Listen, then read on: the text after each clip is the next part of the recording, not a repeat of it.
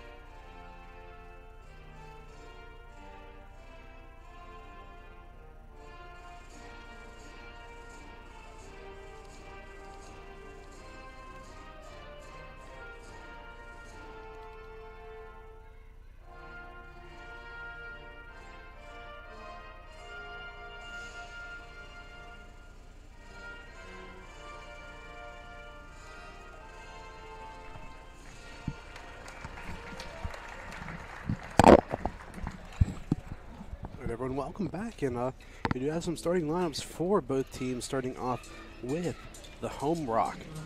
And I mean, it's the normal starters for the most part for the Rock. You got number 11, Luke Howes, the guard. They are redshirted sophomore to Fairview Park, Ohio. Then number 5, Maseo Austin, the guard graduate student out of Sharon, PA. Then Jomo Goings, number 1, the guard redshirted sophomore out of Washington, D.C. Then number 2, LaShawn Lindsay, the forward senior out of Meadville, Pennsylvania. And then a switch here, we expected Jameer Fletcher to be starting, but now we're going to be starting number 3, Ike Herster, the guard, redshirted sophomore, also out of Sharon, Pennsylvania. Yeah, the usual suspects. Like I said, for the most part, for the Rock and for the Vulcans, the same starters as per usual. Hall, Lucas, Collins, McClurg, and Slaughter starting 5 for California. And coming off a very, very good win in that game against Seton Hill. I mean, it was a bit of a struggle where it seemed for a while Seton Hill were kind of able to keep the Vulcans in check, and just playing that zone just so wacky, just kept the Vulcans off guard, off pace, but second half really able to flourish and able to come up with a pretty clean win.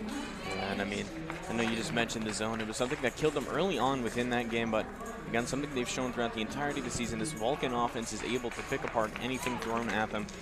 They were able to do such near the end of that first and in the beginning of the second too. I mean, you saw that lead just climb and climb, and if I remember correctly, they had up to around an 18-point lead in that second half.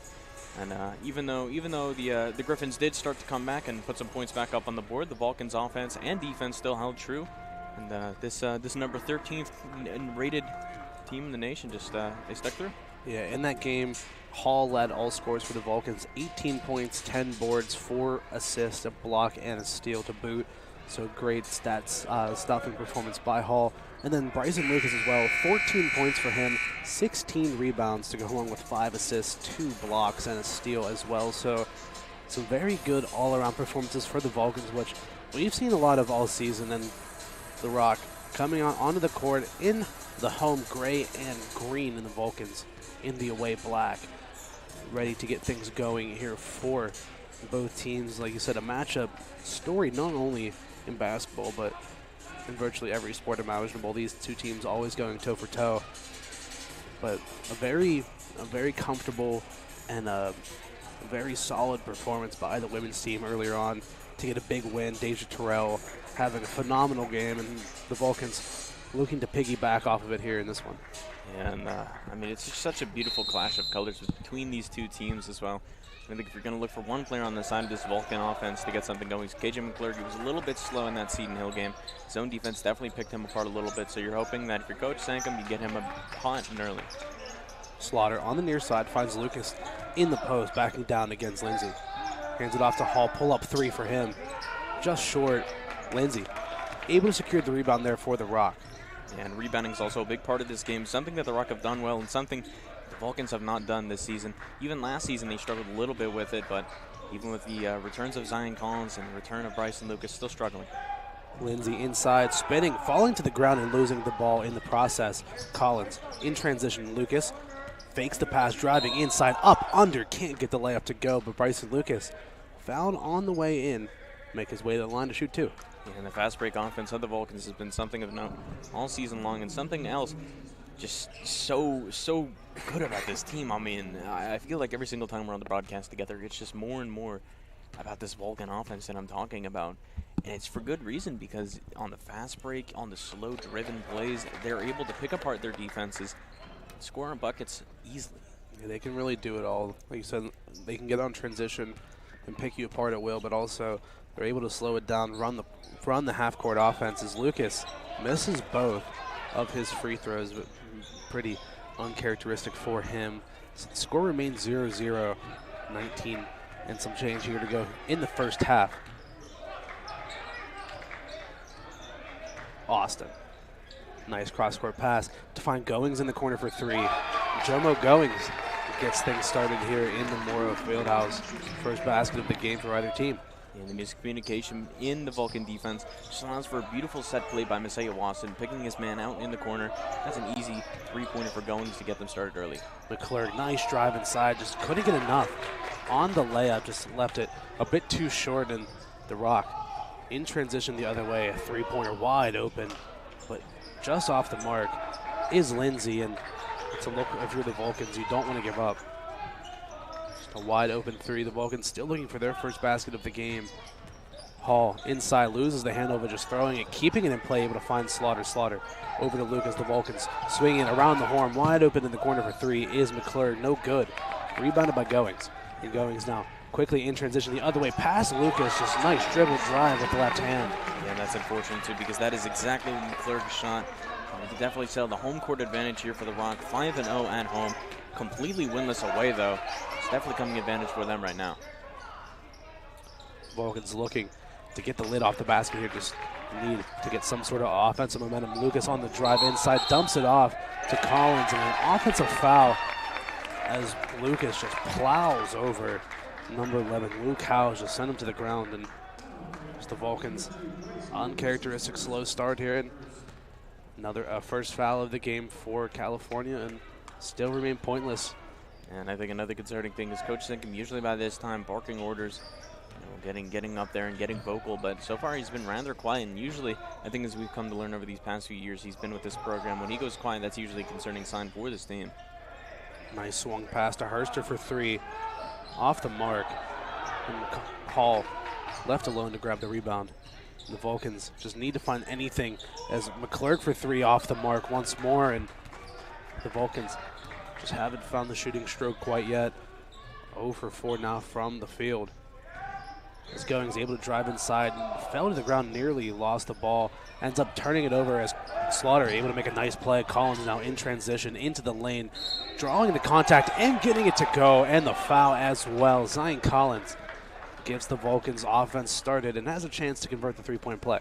Yeah, and I mean, that's one of the players you want that to be done. I feel like Zion Collins goes a bit quiet within this offense, even though he does score usually around a 16-point per game average. But it's just the fact that he does it so averagely, he does it so quietly that, you know, no disrespect to him, but he kind of sneaks his way into that scoreboard, and it allows for these Vulcans to have a very potent offense, because these guys, you know, they just score points and you don't even notice it. Into the game for the Rock, first substitution of the game, number 4, Sheck Samora, coming into the game, the redshirted freshman out of Fayetteville, North Carolina. Drive inside by Austin. Awkward shot, able to get his own board. Lucas able to get a tip on it straight to Lindsay, though. Lindsay's third chance at the crack, and the Rock able to get a basket. Yeah, and again, it's the rebounding. It's the size advantage, too. I mean, Maseo Austin, the bigger guard here at around 6'6", he's easily able to put himself back up there and get his own rebound, and it's something that, again, the Vulcans have struggled with for these past few years. Hall's three-pointer too strong. And rebound by Samora. Samora twist, passing it off to Lindsay. Howes now. Herster pump fake, just trying to get by Slaughter into the paint. And Herster falls to the floor. The foul drawn as Slaughter and Collins in the area. That one will go against DJ Slaughter. The Vulcans down 7-3 with 16:10 to go here in the first half. And Ike Herster to the line there for the Rock. And the Rock already taking a good advantage of the foul situation. They're doing a good job of getting inside the paint and drawing out the fouls for themselves. Coach Ian Grady in his 6th season at the helm for the Rock, doing his homework, just keeping the Vulcans quiet on the offensive side and able to get some good looks so far on the offensive side for themselves, as Herster able to knock down the first, able to make the second. 9-3 the score, 16-13 to go here in the first half. The Vulcans usually the ones pushing the tempo. The Rock setting some pressure. Hall gets it back to Collins. Collins driving inside, finds McClurg, pump fake, just driving. McClurg trying to get it back to Collins, but good hands by LaShawn Lindsay, able to steal that one away. 6'8" frame, just leaving the hang out there. Howes inside. It's going to be an offensive foul as he just left too much in and on the drive. And that'll take us to our first immediate timeout with 15:47 to go. The Rock 9, California 3. It's been all Slippery Rock so far. Yeah, and I mean, I think one of the biggest things we've learned over these past few games is that if you want to get it up on the Vulcans early on within the game, take advantage of the three-point line and start putting your rebounding presence in the game and making sure that the opposing defenders and the opposing offenders know that you're going to have men in the paint trying to get that ball back. And I mean, you're seeing this, the size advantage and the height of these Slippery Rock guards already taking a toll in the rebounding game. The Vulcans missing shots, not being able to recover any of them. And then even on the offensive end, you've seen the Rock just take advantage of that three-point line. And not to say the Vulcan defense has been miscommunicating per se, but they have a lot of assignments going on, and guys just aren't able to get to their places. Yeah, California right now 1 for 6 from the field, shooting an abysmal 16.7%, 0 for 4 from behind the arc. And compared to the Rock, 3 for 6 from the field, 50%, 1 for 3 from behind the arc. But you said the rebounding department is really where there's going to be a difference. 2 rebounds in the game for the Vulcans, 7 for the Rock. And so that's something that Slippery Rock definitely will look to take advantage of. Yeah, and I mean, at the rebounds too, it's too defensive. I mean, the Vulcans are only getting the ball back on missed shots from the Rock. They're not getting themselves up there and recovering it from offensive misses. I mean, we've already seen this too. The Vulcans shooting 1 for 6 so far. Adrian McClurg already gone 0 for 3, and Jermaine Hall already gone 0 for 2 from the three-point line as well. Yeah, this Vulcan team dead last in offensive rebounds a game, but first in defensive rebounds is where they kind of make up for it. But so far, 7-2 in the rebounding department and leading to a 9-3 in the score department. Offensive foul is Lucas going to get called for the moving screen. few early lapses in judgment for the Vulcans. Lucas going to pick that one up. And I feel like it's something that I've mentioned over these past few games is the importance of keeping Bryson Lucas in the game. I mean, he's probably your best defender on this team within the paint region, and you know, losing him this early on, not to say Antoine Arnett is not a bad replacement in any regards. I mean, we've seen it so far this season. He's done a great job at coming in and fulfilling the time that Bryson Lucas has missed, but I mean, he's just such a key factor, Bryson is. You don't want to lose him in any minutes. Verster under pressure, able to get it back to Austin. Austin, nice pass inside to find Lindsay. As easy as you'd like. Lindsay able to make it an 11-3 game. Collins on the drive. Able to runs into the wall, which is Lindsay. Finds McClurg on the outside. McClurg, moving shot.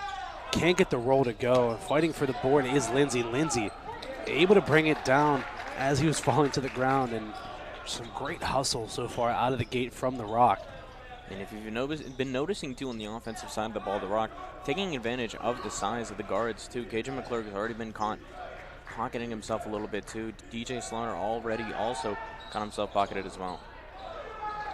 2 bounces, and the shot still won't go, but an offensive board by the Rock and a finish off by Samora. 13-3 the score. The Rock off to an impressive start here in the Morrow Fieldhouse. Coach Sankum, not a happy camper there on the sideline, already losing his head. Pump fake by Collins. Arnett gets it off to Hall. 2-step pull-up jumper for Tremaine. Finally able to get a shot to go. It's only an 8-point game, 13-5, but all of the momentum in the Slippery Rock camp as Howes crossover, loses control of the ball, trying to keep it alive, but straight into the hands of Collins and the Vulcans. Quickly the other way, Zion. Crossover move, pass off into the corner to Hall. Decides to take the three-pointer, too short. And Howes able to secure the rebound and spin move away from Collins. Pass into the corner for 3 to Samora, no good. Offensive board from Lindsay into the hands of Austin, and another second chance basket here for the Rock. I mean, again, you can't beat a dead horse. The Vulcans just can't get anything done within the paint. You've already lost Bryson Lucas. And DJ Slaughter and KJ McClurg just don't have the size. And something we've kept mentioning that's been working for this Vulcan offense all throughout the season is how unselfish they are. Right now, you're seeing it take a toll. They're moving the ball around too much. The Rock are just taking advantage of it. They're making them make dumb mistakes, and they're making them make bad passes, forcing them to take shots they don't want personally. And I think if you're the Vulcan offense now, you just need to start giving it to a guy and let them just be a little selfish. I mean, we look back at that Seton Hill game. They struggled a little bit, but DJ Slaughter was able to score some important buckets. Samora 3, no good. And another nearly offensive rebound. The Vulcans on the defensive side have not really given the effort. And Coach Sankum pulling out the big guns. Keith Palak, we have not seen him in a while. He's been dealing with an injury, but finally able to play and going to pick up some minutes here in this game, just trying to recover. And saw Hall just kind of let the ball fall down, and Coach bringing in Palak to try to relieve and get some of that size back as McClurg. Three-pointer is good, but a whistle blown beforehand as Palak hit the deck as a defensive foul as Palak just got ran over. And Palak only been on the court for a few minutes. It's been over a month since he's last played in the game, but he's already gone back to the ways of trash talking. And obviously, I think it's definitely within the thinking of the referees if that's going to be a technical, because he went down to the ground a little hard. It seemed as though the contact was intentional, but they're just going to wave that off as a normal foul. And again, it's nice to see Keith Palak in the game. I mean, you look back last year, he was one of the best scorers, one of the most playing players in all Division II basketball. It's nice to see that the Vulcans have been able to have this start to the season without Palak for the most part. 2 three-pointers missed, but Slaughter able to get an offensive rebound. His layup attempt no good, but Slaughter fouled. The Vulcans from behind the arc still cold, 0 for 8 now. Just have not been able to knock it down, but DJ Slaughter to the line. Yeah, and I think the unexpected person to be taking rebounds right now, that'd be DJ Slaughter, the 6'3" guard. I mean, I don't think we've ever really known him to be a rebounder. He's not much of a scorer. He's been more of a floor general and facilitator for this team, providing defense when needed and usually picking up minutes for Donald Whitehead Jr., who's been nursing a bit of an injury himself. But, yeah, well, what an impressive start here for DJ Slaughter. I mean, we saw him last week, too, against the Griffins. Yeah, he had a solid start to himself. Around 8 points in that first half. But a lot of this Vulcan offense was struggling. It was really a big piece to the Vulcan offense in that first half against the Griffins. Bobby Clifford now on the ball for the Rock. Goings finding Lindsay in the post, just looking to go to work against Palick. Jab step, driving now with the left-hand spin move away from Palick, and easy bucket for LaShawn Lindsay. And, I mean, I usually tout Keith as such a smart defender, but he just loses himself a bit there. I have to think that's just a little bit of rust, and he's trying to acquaint himself back to the game right now. And impressive ball movement by KJ McClurgan. What an impressive hook there from the free throw line to get the Vulcans back on the board. Yeah, just drawing a ton of contact, but finally able to get a shot to go for the Magic Man himself. First basket of the game. 9-17 is the score. The Rock still with this 8-point lead. It's Clifford. Crossover working against Slaughter. His shot off the mark, but the offensive rebounding by the Rock has caused all sorts of problems for the Vulcans, and just the effort just trying to grab these boards has just been a detriment to the Vulcans, and that'll take us to another immediate timeout with 11-12 left to go here in the first half. We're going to take a quick break. We'll be right back here on CTV Sports 1 and the PSAC Network.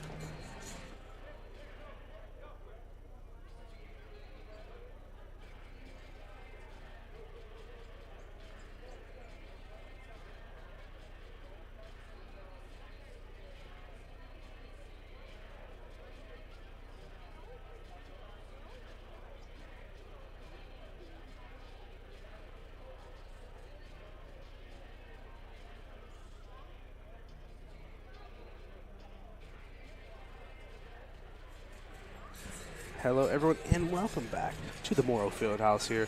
11-12 left to play in the first half. Slippery Rock 17, California 9. After the media timeout, it's been all Rock so far. We talked all season about how well this Vulcan defense has been playing. I mean, they've been able to hold teams at bay from all over the court, but the Rock shooting 50%, and just the rebounding presence from the Rock have really caused the Vulcans all sorts of problems, doubling California's rebounds. 12 for Slippery Rock, 6 for California.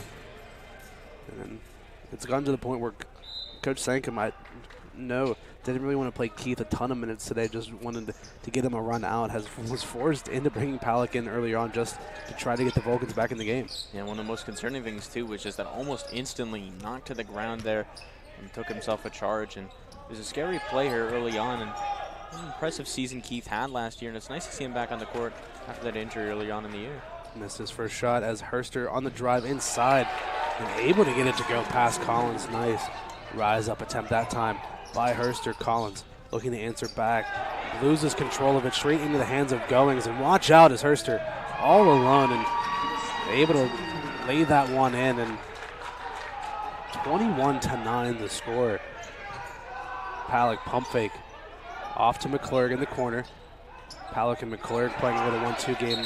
Palick coming down with the ball, and the effort from the Rock off the charts. Jump ball called as Palick going to get subbed out, haul back in, and another possession going in the favor of the Rock. Yeah, and I'm surprised Palick didn't draw the foul there down underneath. I mean, it seems like the triple team was getting a little too handsy, but again, it seems like, as we saw in the women's game too, they're just letting these plays happen, and even on some of the rougher fouls or no fouls that we've seen here today, it's just letting them play out and see how things go. So far, it's been in favor of the Rock. Samora. Herster now. Pass off in the corner to Goings. Nice move. Herster open for three. And straight in. Ike Herster off to a great start in this game. 9 points now for Herster. 24 for the Rock. Slaughter running things. A foul on the floor as Hall going to get called for the moving screen, and the life for the Vulcan just being sucked out of them so far, just nothing going their way. And it's a game like the women had where it seemed like for the Vulcan, the women, they went so low early on, but in that second half, the Rock were kind of able to put up more of a fight and were able to show it off, but at that point it was too little too late. They were already down by so much, and the Vulcans not quite there yet, but edging closer to that territory where you don't know how much you want to, you don't want to be down too much going into halftime. And that was a screen foul play of all time. I can't say too much, but I mean, it seems Jermaine Hall had his feet set there, but again, the referee is adamant, and he did not have such. McClurg into the lane, and him and Kazaku both hitting the deck, and something we see McClurg do a whole lot, but Kazaku going to pick up the foul for the Rock, his first. KJ McClurg to the line. It's already looking a bit grim here now, 9-24 in favor of the Rock, and I mean, between just the foul deficit and the Vulcans just haven't been able to make anything on their offensive possessions. They've just ground to a halt. It's been a grim start to this game here, and I mean, no matter how the end of this first half goes, I can tell you for a fact that going into halftime, I think that locker room is going to be locked tight. Yeah, the Vulcan shooting a measly 21% from the field. McClurg able to make both of his free throws, 11-24 the score. Lindsay off to Goings, who pulls up for a deep two or long three. Either way, he makes it. It's a three-pointer. An impressive shot, too. Just the moving jumper from him. And, again, the defender's just not tall enough, not lengthy enough to be able to put up much of a fight there. And, again, what's so impressive here about this offense from the Rock so far is taking advantage of that height. McClurg fouled, and KJ trying to plead his case that he was in a shooting motion, so he should be going to the line. And I think the referees are going to oblige, because at first it looked like they were going to just keep it on the floor. But KJ at the line, because of the seventh foul, to shoot 1-1. As we're going to see Dolman Alexander come into the game here now. I assume he's going to come in for Antoine Arnett. No, excuse me, he's going to come in for DJ Slaughter. It looks like Coach Sankum now just wants to put a bit of height and strength out there to battle up against this this guard presence so far that's been killing them. McClurg able to knock down the first, but like you said, the size for the Rock has really given the Vulcan problems. I mean, Lindsay standing at 6'8" and just having a ton of big guards, 6'4", 6'6", 6'6". I mean, a lot of the guard play is being conducted by some really large guards, would be some of the bigger players on the Vulcans team, but pretty average just for the guard size. And a foul on the floor, picked up this time by Alexander for a push. And again, it's another one of those cases where this is a play I've been watching all season long. Dolman Alexander just has his hands on the man. They're getting a very light push off. Doesn't seem like it's enough, but again, the referees, I mean, again, in the women's game you saw where they kind of just let them play it out. And initially, I think that's what we were going to see here too, but now it seems like they're looking at everything, and they're going to call what seems to be textbook fouls. 8:19 left to go here in the first half. 27-13, the Slippery Rock with the lead. And finally, a miss by the Rock. Alexander able to grab the board. The Vulcans need to get this offensive train moving. Arnett, handoff to Collins.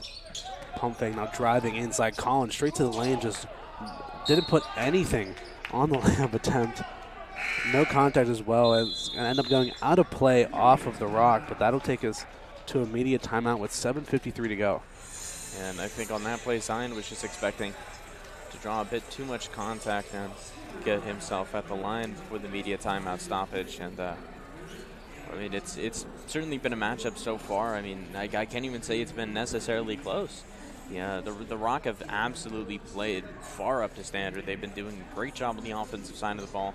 And underratedly, the defensive side of the ball has been great for the Rock as well. They've been able to move so quickly and force the Vulcans to set plays they don't want and make shots they don't want. And it's been a very impressive game so far. The Vulcans usually having their way on the offensive side of the ball, with pretty much every single team that they've come up against, they've been able to have some very good offensive performances. But in this one, 3 for 15 from the field, only 20%, have not been able to make a three-pointer yet at all, which is something that they do very well. I mean, coming into the game atop of both statistical categories in field goal percentage and three-point percentage, just unable to get anything going on the offensive side of the ball right now. Yeah, and it's sad to see because this team has shown all year long just how impressive they are on the offensive side of the ball. I mean, KJ McClurg alone, one of the best players in all Division II basketball, top 5 in scoring. I know we've been singing his praises for a while this year and even last year. I mean, we like to proclaim ourselves the president and the vice president of the KJ McClurg fan club for a reason. But he's gone a little quiet here. I mean, even in that Seton Hill game in that first half, he was just a little cold. And then we saw him heat up in the second and help them secure that victory. But so far, it's not just KJ. It's just been everybody. It's just been a cold start for this Vulcan team. 8 on the shot clock for California. Collins looking to cross up Clifford, pass off to Arnett. Arnett taking a bit of a bump, but his shot no good, and Lindsay able to grab another rebound in this game 5 now for him. Austin in transition, able to get the bucket to go off the glass, even with the contact from Collins. And I think something I haven't talked about much is just how good this fast break offense has also been for the Rock. If you've been noticing, when they get the ball back on the defensive side of the ball, they just immediately throw it back up court and see if they can find something on the arc. Is Jermaine Hall going to get his signature shot there in the post? Yeah, Hall able to answer back, and like I said, usually as soon as the Vulcans miss, just the reins come off. The Rock sprinting full speed down the court as Lindsay looking to go to work against Alexander in the post. Has to pass it off to Howes. 9 on the shot clock. Howes crossover into the lane. A ton of contact, and McClurg to the deck, able to draw the charge. And I think we always see it as a miracle just how much KJ plays in a game, especially after how much he just takes in a game. I mean, I think we said it during that Gannon game. It's almost as if he just takes MMA training, because it's almost impossible to see him drive to the net or just get, down in the post and take these charges as much as he does. Howes, that's his second, the team's 8th. And maybe an avenue for the Vulcans to get back into the game will be the free throw line, already sitting in the bonus, 2 fouls away from the double bonus. Slaughter and Palak both back into the game. Collins now trying to hop step inside, loses the ball once again. Now Austin quickly the other way are the Rock. Pass off into the corner, three-pointer, too short, but offensive board once again. Pull up 3 that time, no good from Austin. Finally, a miss from him, and the Vulcans just trying to capitalize on anything that the Rock can give them. Hall on the near side wing, nice pass to find the cutting McClurg, and McClurg, easy as you like, just a layup right there, cuts the lead to 12. Yeah, the beautiful pass too to the post to find McClurg. And I mean, as you've been seeing now, the offense starting to pick back up a little bit here, just starting to continue this play they have of just moving fast and moving the ball around, seeing what options they could find. And all these players have great core vision and are able to move the ball so well.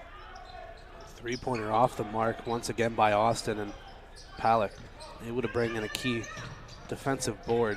5:30 to go, 29-17 Hall. Working himself in the post, moving jumper, just off the mark. And a bit of a force there by Jermaine. I think he wants to get himself the hot hand to put this game back down into the single digits. And I think the best way to get this game back down in the single digits and to make it close again is to just play against Slippery Rock's game. They're going to the three-point line. You got to defend the three-point line. I mean, they're going to try and go fast on the offense. You got to slow it down for them. Lindsay, nice post move. And able to get the turnaround jumper to go over top of Palak. Hall, crossover, able to get some space, and Hall can't quite draw the contact. That one not able to go. Austin just trying to cross over, past Palak, layup attempt no good. And both players down on the other end of the court. Collins the other way, and Collins tripped up. And Museo Austin's still down on the ground. Over there on the other side of the court, he's slow to get up. And immediately the Vulcans, Palik going to make his way off the court. Alexander looking to come on, and like you said, Maseo Austin finally able to get to his feet. So hopefully everything for the both of them are all right, and Collins now to the line to shoot 2. I mean, Maseo Austin, just such a good forward as well. I mean, the guard. I mean, he can almost double his bolt with the 6'6" size that he has. He's been averaging around 33 minutes this year, shooting a nice 45% from the field, and averaging a nice 17 points as well, putting him up in the upper echelons of the PACC in the scoring department. Collins misses the first. Howes on that picked up his 3rd foul already of the first half. 9 now for the Rock as Collins able to knock down the second. 13-point game, 31-18, 4:35 left to go here in the first half of play.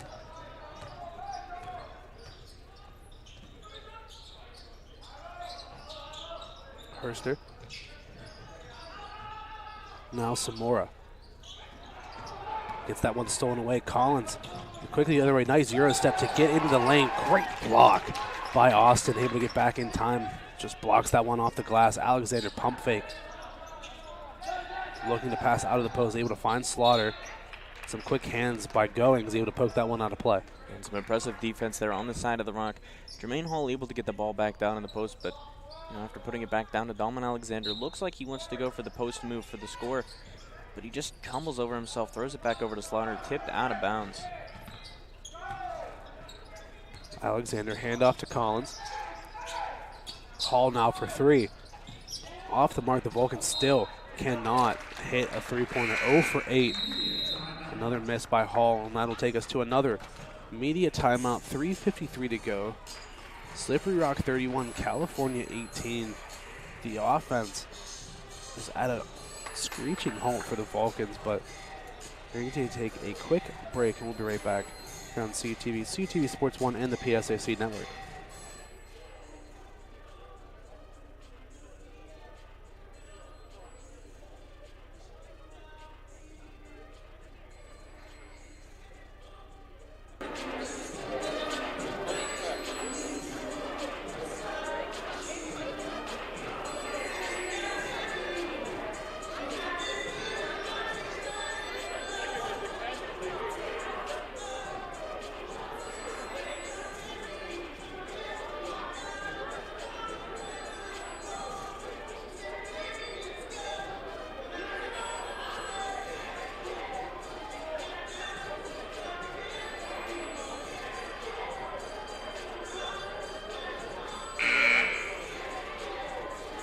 Hello, everyone, and welcome back to the Moro Fieldhouse, where the Rock, with a 13-point lead over the California Vulcans, 31-18, 3:53 left to go here in the first half of play. Still John Sape and Nate Kurtz on the call, but an impressive performance out of the gate so far here for the Rock. I mean, I'm almost at a loss for words. I think you can tell when we turn the microphones off and we talked a little bit in that media timeout. I think there's just been a little bit of, I think there have been some missed calls, and I just think the Vulcan defense has not kept up with this Slippery Rock offense. The Rock has just played such a good offensive game, playing to the size advantage that they have within their guard play. And I mean, it's been working for them, and it seems the Vulcans just have no answer for it on the defensive end. Alexander trying to break the press and able to squeeze through 2, picks up a foul. And that'll send the Vulcans into the double bonus. That one will go against Goings. His 3rd, so 2 players for the Rock, and Goings and Howes are already on 3 fouls. Alexander now to the line to shoot 2, and again, this is where the Vulcans can make up some ground, is here at the charity stripe. Just free points, just don't really have to run an offense, don't have to do anything just besides making the basket. Yeah, but unfortunately, that's one of the biggest weaknesses of this Vulcan team. I mean, going into this game alone, I think they rank around middle of the pack or lower of the pack within the free throw department. Alexander able to knock down the first. The Vulcans usually having the shooting splits that the Rock have, but California 5 for 22, 0 for 8 from 3. But now able to make both as Alexander 11-point game, 31-20. The Vulcans trying to chip away at this lead, but both offensives kind of struggling in the last couple of minutes. Both 1 for their last 5 from the field. And I think something that you're now going to see here coming out of the halftime break, I know we still do have a few minutes here in the first. I think you're going to see the Vulcans just try and play to that foul advantage that they have over the Rock, as I think DJ Slaughter is going to get called with the defensive foul.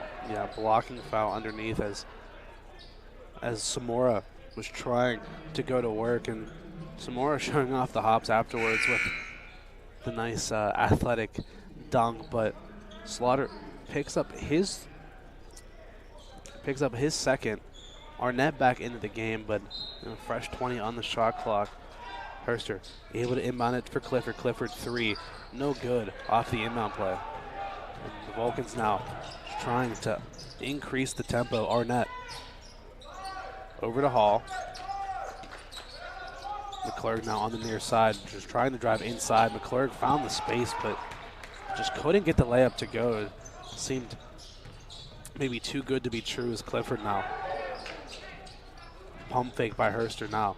Driving, twisting, turning, looking for an option, able to pass this one out to Austin. And Samora now to reset, 13 on the shot clock. Samora going to work, just dribble, pull-up jumper, no good. McClurg gets the rebound, able to save it and keep it in. 3-on-2 the other way. And Collins in transition, just past the free throw line, no good. And Lindsay able to grab the rebound.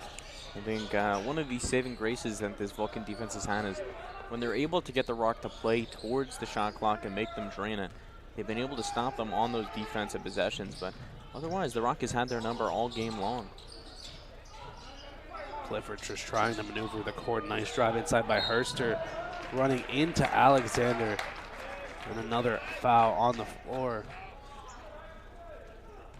Herster looking a little shaken up. Hall will pick up the foul, his second.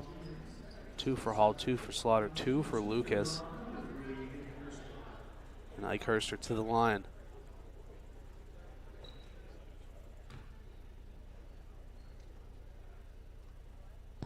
Pallard looking to come back in for Hall.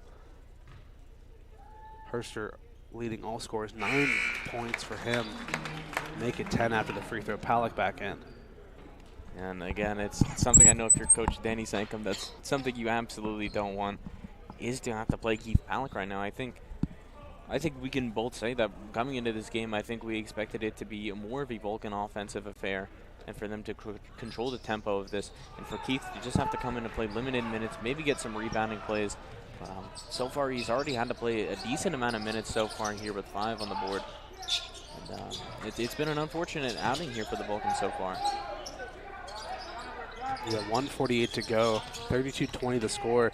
Drive inside by Collins, gets that one blocked away by Austin, and the Vulcans came down with the ball, and Alexander loses control of it, and the Rock take advantage and just slowing things down, taking as much time off this first half clock as possible. Austin now over to Clifford, looking to find Lindsay now in the post, looking to just try to back down Alexander. Nice body. Left-handed hook is good by Lindsay. And I mean, that's just a beautiful hook play there. Even with the 2 defenders on him and the size of Keith Pallard, it's not going to be able to do anything when you just have a beautiful arc shot like that. Arnett able to get to the free throw line. That one left short once again, and once again pulled in by Austin. So Samora in transition, spin move right into the heart of Pallard, and Pallard taking the charge. Samora just putting a bit too much into it and pick up himself another foul. And I believe that's also the second time Samora has charged into Keith Pallard here today. I believe on that first play that Keith was in and he was knocked down, I believe that was Samora as well. And I mean, again, I know I've already been talking about it, but it's just unfortunate that Keith already has to see this hard-hitting action already early on in this game.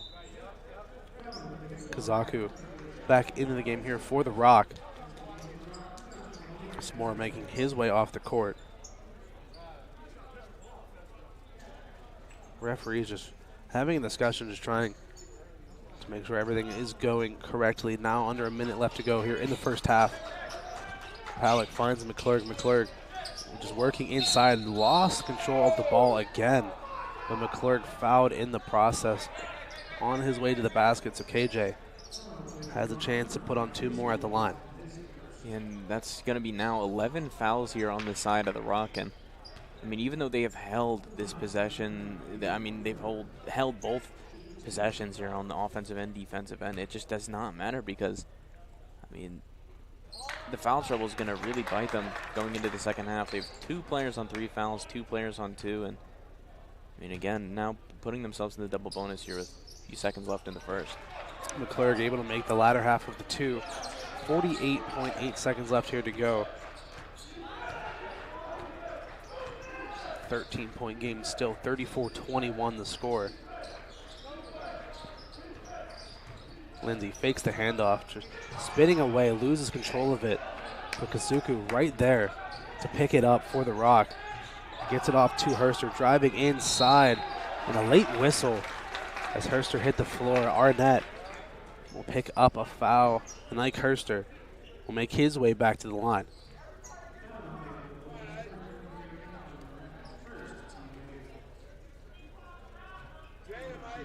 The Arnett's first, the team's 8th. Ike Herster, 10 points already for him. 11 now extending the Rock lead. And the Vulcans, 5 for 27, 18.5% from the field, 0 for 8 from 3. As Herster able to make them both, and Coach Sankum take a timeout with 25.3 seconds left. Shot clock turned off. Vulcans looking to draw something up for one final possession. Yeah, and I mean, it's hard to come up with the words at this point because, I mean, what else is there to say? The Rock has just been playing absolutely amazing here so far. The only thing they've really been struggling with has been the turnovers, and they have not made a three-pointer in a hot minute, shooting 3 for 13 here, 23%. Otherwise, they've just been absolutely amazing from the charity stripe. They've been absolutely amazing from that mid-range and the post-game as well. It's something the Vulcans have not been able to replicate here this evening. The Vulcans 1 for their last 10 from the field, so the offensive woes have been mighty for the Vulcans, and again, it's just not something that you typically talk about with the Vulcans. I mean, their one loss of the season coming to Westchester, and that wasn't due to a lack of offense at all. That was a shootout, a 197 game, but so far in this game, the Vulcans just haven't been able to shoot the Rock like they have been able to in pretty much all season. But one final possession, Slaughter with the ball, 13 seconds left here in the first half. Slaughter now with 8. Collins, 4. Collins looking to go work, drive, step back. Contested jumper blocked at the buzzer, but a foul called at the buzzer. And they're going to give Zion Collins 2 free throws as one of the members of the Rock caught a piece of him. And everyone on the bench not happy about the call because it looked like he was able to get a piece of the ball. I mean, it's just so tough to call here too, and I know definitely the Rock fans here are giving their opinion, but I mean, with 4 defenders on him, it's hard to just like not get a piece on him or to avoid him like that, and I think that's what the referees are thinking. And I mean, and if you go back and you watch that too, I mean, you'll see that almost all 4 defenders were just around him, encircling him. So I think at that point the referees just say, I mean, there's no way he's not getting contacted within that shot. Collins makes the first and makes them both. 23:36.4 seconds on the clock, and that will be the end of the first half here in the Morrow Fieldhouse. Slippery Rock 36, California 23. We're going to take a quick break, and we'll be right back here for the second half on CUTV, CUTV Sports 1, and the PSAC Network.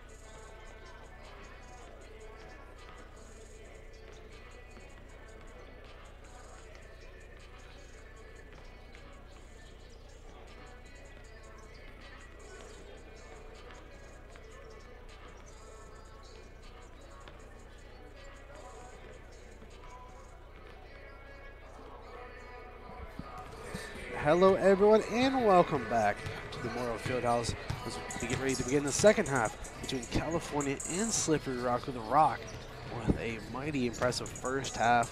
Have a 13-point lead, 36-23 over the Vulcans. My name is John Sape. Still alongside me is my good friend, Mr. Nate Kurtz. And Nate, it was a first half for the Vulcans, not one that if you told me coming into the game that we would expect. Usually the stat line for the Rock is something that we see out of the Vulcans, but California, just on both ends of the court, have just been getting out-muscled, outplayed, in the Rock.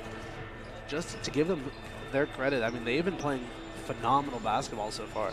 Oh, absolutely. And as I kept talking about it a bit in the first, and I know if you're just tuning in, you're going to hear me probably talk about this a lot, it's just how good the Rock has been using their size advantage on the guard position. Having guys like Maseo Austin around, it's been a huge advantage for them against this Vulcan defense. And, they struggled at first, definitely, but the Vulcan defense definitely has started to improve. And near the end of the first, they started to be able to draw out those fouls more on the defensive side of the ball. They made their mark a bit more, but the problem was still just the offensive side of the ball, because you saw KJ McClure, you saw Zion Collins, and you saw Jermaine Hall just keep taking shots. And right now, all of them, almost 2 for 8 on all of them. 5 for 27 for the team total. And it's been a bleak first half on the offensive side of the ball, and I know we were talking about it before we went up. I think it's definitely safe to say that Coach Sankum had some nice words for them in the locker room. They came out a bit late than I think most teams would, and I think something we've also seen from this Vulcan team across the season is just how good they are at making a comeback in the second quarter and playing to the competition that's given to them. Yeah, a few of their Vulcans, we've seen this bill a few times, and it's going to be on them to try to mount some sort of comeback. But even in a game like, look at the Wheeling game, that's the biggest example, where they were down by up to 23 at that point, but we're down 15 at halftime. Still in that game, the offense still looked like it was there. It was just defensively, they just couldn't get stops. But in this game, it's kind of just the worst of both situations, where they haven't been able to get stops. They haven't been able to consistently get the ball in the basket. They haven't really been able to do that at all. I mean, they've only made 5 shots. Their last field goal they made was with 6 minutes left in the first half. I mean, there's only 6 minutes left. They scored a couple of points after that, but all of them came at the line. So the Vulcans, after halftime, need to get the right foot forward here, as they have the first possession. Lucas gets it to McClurg. McClurg spinning away from danger, throws up a right-handed shot, no good, but the Vulcans able to grab the offensive board. Slaughter in the corner for 3, no good. McClurg, another offensive board, and just throws it up before catching a hand to the face. And McClurg will draw another foul, and KJ back to the line. Yeah, I'm surprised that first one on KJ wasn't called, but a nice call on the second one, and that's going to be another foul here for the Rock. That's now 2 fouls on I mean, the 3 of the Rock players, and 3 fouls to them as well. I mean, we now have, what is this, 5 players, if I do my math correctly, that have at least 2+ fouls on the court. McClurg able to knock down the first. The foul will go against Ike Herster, his first, so one of the few Rock players not in foul trouble. But McClurg now 10 points in the game, make it 11. Only 2 made field goals, but 7 for 8 from the free throw line. An 11-point game, 36-25 the score. Howes gets it over to Austin, who had a phenomenal first half. Little pick and pop action. Herster, pull-up jumper. That one too strong. Offensive board. Story of the game, Lindsay able to grab that one. Lindsay pulls up for 3. That one too short. And another offensive rebound as Herster able to get himself inside in the first basket of the second half for the Rock. Yeah, and something I mentioned as well last half was just how far the Rock had just dropped in the three-point department. As Slaughter's pass goes a bit awry, hitting the Vulcan bench, and that's going to be a turnover on the side of the Vulcans, giving the Rock the ball back. And as I was saying, it's the three-point shooting has gone down. What has been so impressive has been the offensive rebounding on the side of the Rock. I mean, today alone, they have 6 offensive rebounds, 18 defensive rebounds as well. The Rock out-rebounding Vulcan defense and offense tonight. Lindsay able to get himself inside, just couldn't get enough on the layup. Hall quickly in transition for the Vulcans, just bringing it back out, finds Lucas, now Collins. Three-pointer for Collins. The Vulcans still have not made a three-point shot, and I don't know who's keeping track of the stats, but it seems like the Rock have a lot more than 6 offensive rebounds on the game. The Vulcans are out offensive rebounding them, which doesn't make sense, as a nice drive inside once again by Herster. He has 16 now.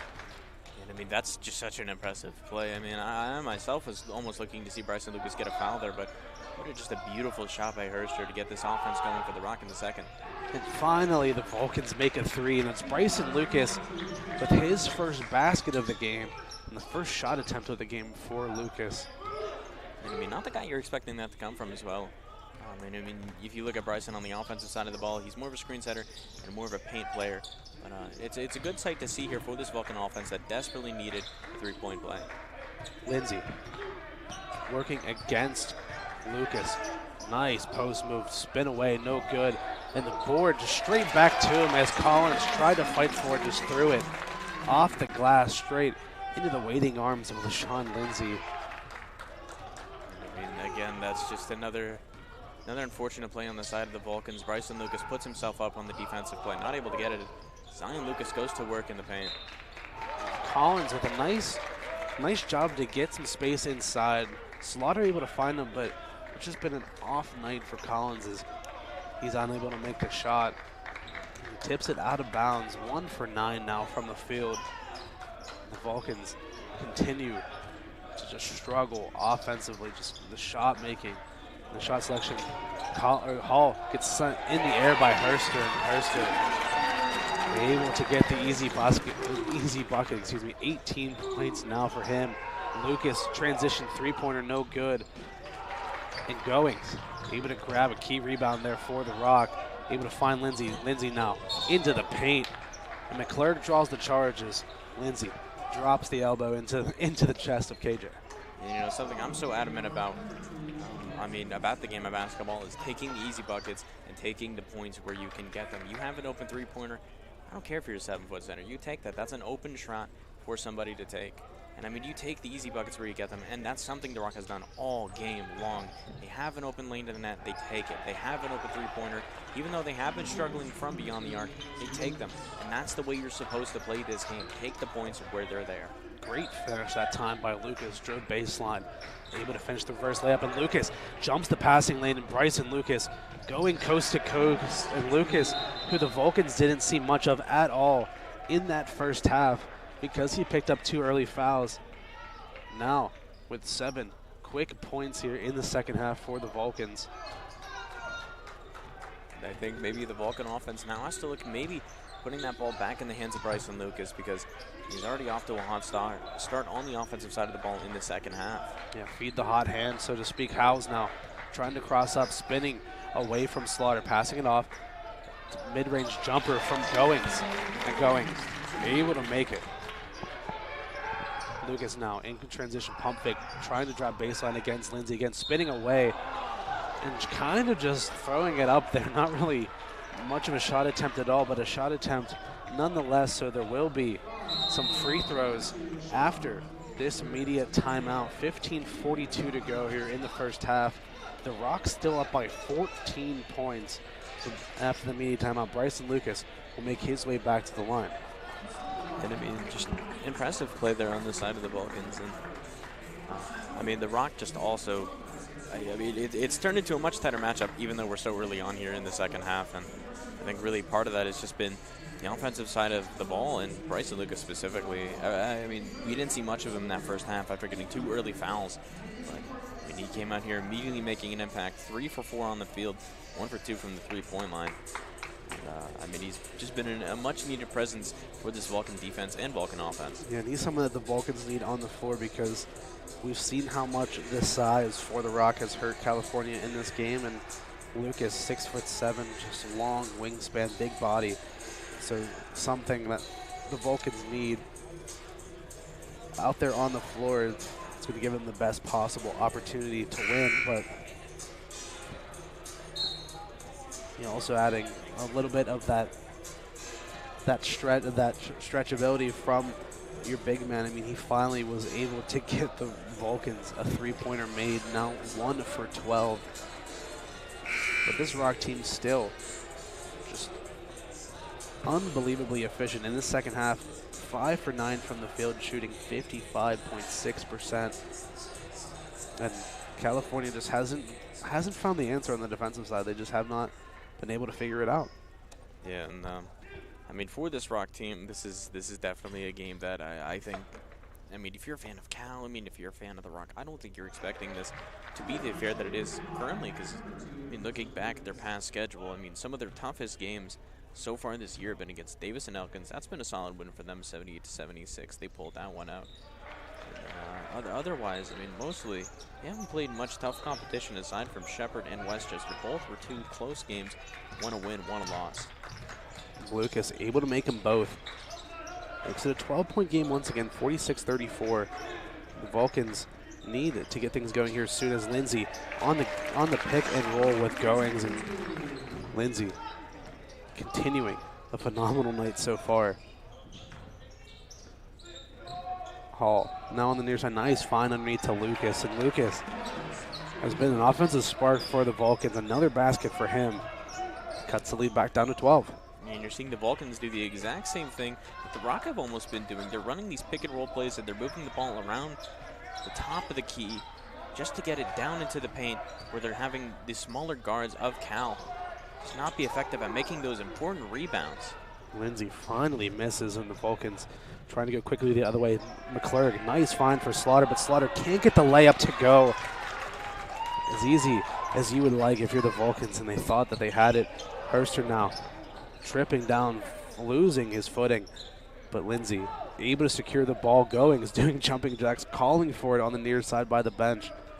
But the Rock slowing things down. Howes in possession, gets the switch on to Lucas, the Vulcans.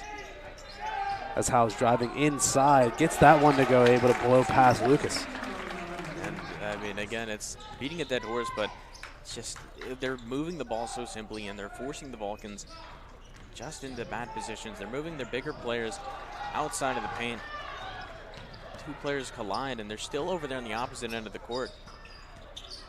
Helping each other up, but Goings continues on. The offense stays as Goings is able to go up, under, and in.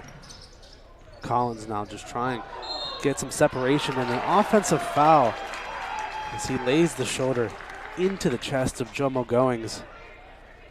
I mean, if you're going to make that call, I think you do have to make that a bit earlier. That was a bit of a late whistle, too. And, I mean, yeah, Coach Sankum not happy about that one. Oh, he's really not happy about that one. And I think the Rock fans are also a bit tired of Coach Sankum maybe yelling a bit too loud. Coach Sankum, in his way as well. One of my favorite things about him is just how passionate he is. And Collins able to steal that one away. Hall now in transition, trying to just pass the ball, but straight into the hands of Kazuku. Kazuku gets that one blocked away by Collins. Great recovery defense by the Vulcans. McClurg in transition, pull up 3 for him, and he needed that, and the Vulcans needed it finally. Getting a 3-pointer, another one off the board. 13-point game still, but the Vulcans just haven't been able to make up ground here. Oh, absolutely. And again, it's just they haven't been able to find the plays that they want. And the scoring hands that they've been having to go to just necessarily aren't the guys who are known for their scoring. I mean, if we look at Bryson Lucas, he's known for his rebounding and his defense, and looks like that's going to be offensive foul, or an over the back charge maybe? The foul on the floor. This one going to go against DJ Slaughter underneath the basket, just pulling down one of the members of the Rock, just trying to fight for position underneath the basket. And I think that's not going to be DJ Slaughter. Jermaine Hall taken out just as a bit of a precautionary method, both of them on 2 fouls, putting Keith Palak and Antoine Arnett back in the game. They're getting some well-needed size for the Vulcans. Howes to inbound. Gets it into Herster. Gets the switch on to Lucas. Herster driving. Going baseline. Tough jumper, no good. And a fight for the board ends up into the hands of Goings again. Just time and time again. the Rock just out-muscling the Vulcans inside as Austin on the drive can't get the layup to go, and Palick finally able to corral a rebound for the Vulcans. And I think we were waiting for that adjustment as well. It's just the Cal Vulcans just have not done a good job at adjusting to the fact that this Slippery Rock offense has just been putting all their guys down in the paint to take those rebounds. Yeah, they have the size, and they're using it to their advantage. 16 points in this half for the Vulcans, 11 of them for Bryson Lucas. Substitution as Shrek Samore back into the game. Maseo Austin going to catch a break to the bench. Collins to inbound, needs to get one in and just throws it off of Goings out of bounds because the Vulcans just couldn't get it in time, just trying to avoid the violation. Yeah, and again, Coach Sankum characteristically vocal here. I think now at this point, he's just commanding the entirety of the offensive side of the ball himself. And a turnover for the Vulcans. And then Bryson Lucas picking up a technical foul as it looked like as he brought the ball down and dribbled, it looked like it came off of the foot of Goings out of bounds, but a turnover. It's going to go against Lucas, and then Lucas, with a few choice words for the referee, will pick up a technical foul. And Coach Sankum not happy about the call at all, and just both referees just trying to figure some stuff out as Herster made his way to the line, and Coach Sankum not doing the Vulcans any favors, trying to plead the case for the Vulcans. And Coach Sankum is going to pick up a technical foul as well. A double technical for Coach Sankum. I mean, come on. This is just unacceptable at this stage of the game. Come on. And Coach Sankum ejected for the game for picking up a double technical. Yeah, no, this is just awful. I mean, come on. I mean, I absolutely see no reason why Bryson Lucas at first got that technical foul, and Coach Sankum just trying to argue for the sake of his own players. And I mean, absolutely just terrible. There is no reason for these to be called right now. This is just disgusting play here. Yeah, picked up a couple of fouls called the police, making their way onto the court, and the referee's just trying to make sure that all of their decisions that they made were correct, but still, nonetheless, the technical foul given out, and going to be Ike Herster at the line. Yeah, I see no reason that there was a technical at all in the first place. There's absolutely no reason Bryson Lucas should have gotten that tech. I mean, he's trying to argue a call that, I mean, in the first place, how is that even called at all? And then Coach Sankum, I mean, defending your player, I don't see how that's a just cause for a technical. Absolutely disgusting. 2 more free throws as Herster splits on the first 2.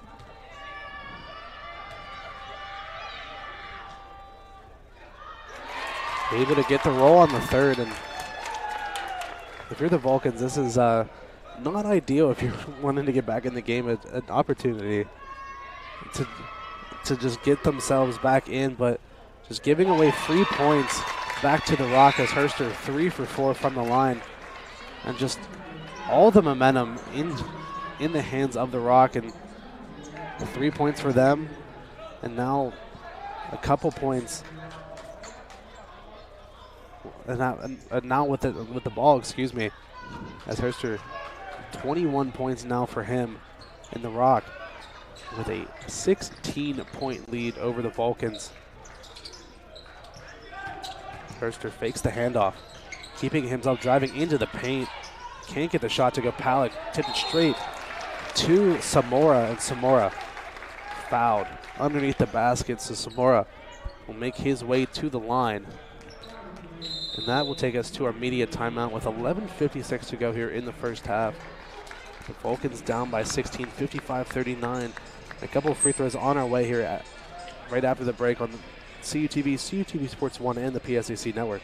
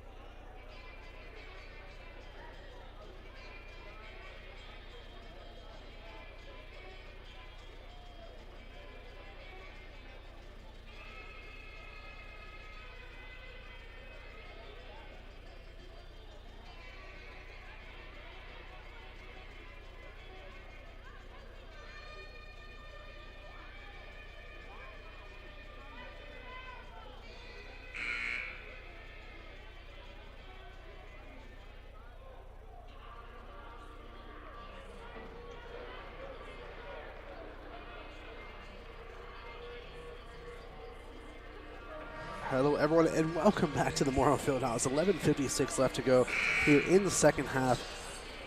Slippery Rock 55, California 39. The Vulcans need to figure out a way to come back into this game if they want to have any sort of say down the stretch here. Samora able to knock down the first free throw. Vulcans already on 5 fouls this half. Lucas and Coach Sankum both with a technical foul to their name as well in this half. The second free throw missed. 17-point game. The largest lead of the afternoon here for the Rock.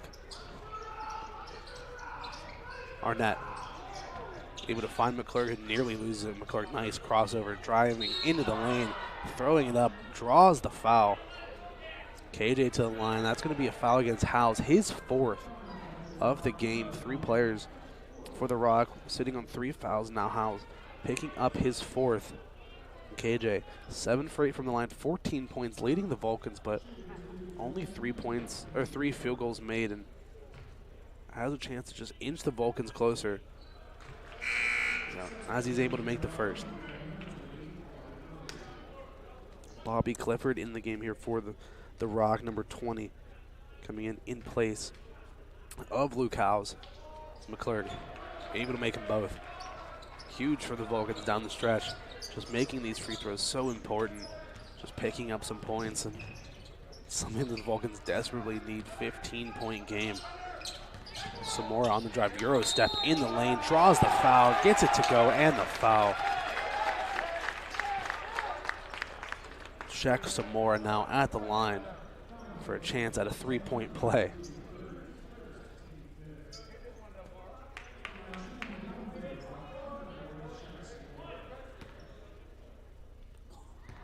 Samora 1 for 2 on the afternoon. Now 2 for 3. Extends the lead to 18, the largest of the game here for the Rock. 11:20 left to go here in the second half. Can the Vulcans flip the switch? Can they figure it out on the offensive side? McClurg on the drive, takes the contact, no call. Offensive board, Hall. Second chance shot, no good, but Jermaine Hall Jr. fouled. That one's going to go against Lindsay, his 4th. So Lindsay and Howes both sitting on 4. That'll send Hall to the line for the first time today.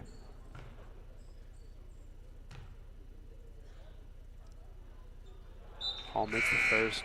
5 points now for him. 6 boards, 2 assists, 2 steals. But 2 for 8 from the field. 0 for 4 from 3. Just been very, very off the mark in this game. Just the Vulcans have been, as a whole,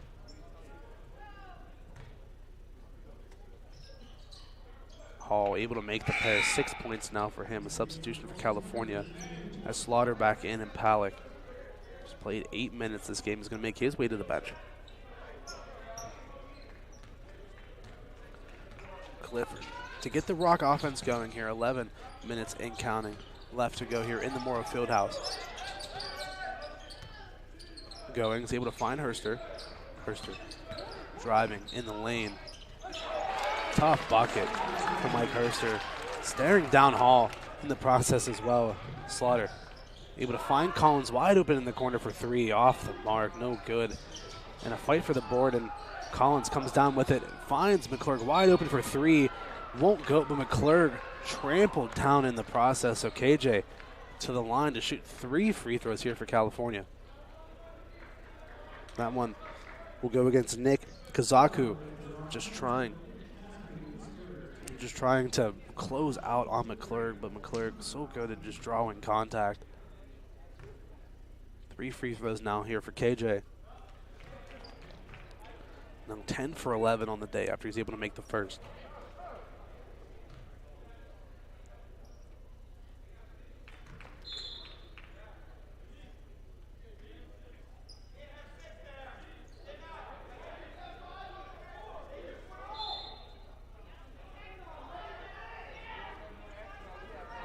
Whistle blown as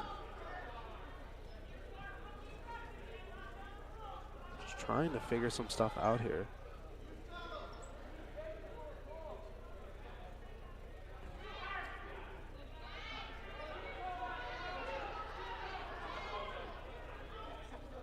it looks like Austin tried to come back into the game. Well, there were already 5 people on the floor. Not quite sure. The referee's trying to figure this out.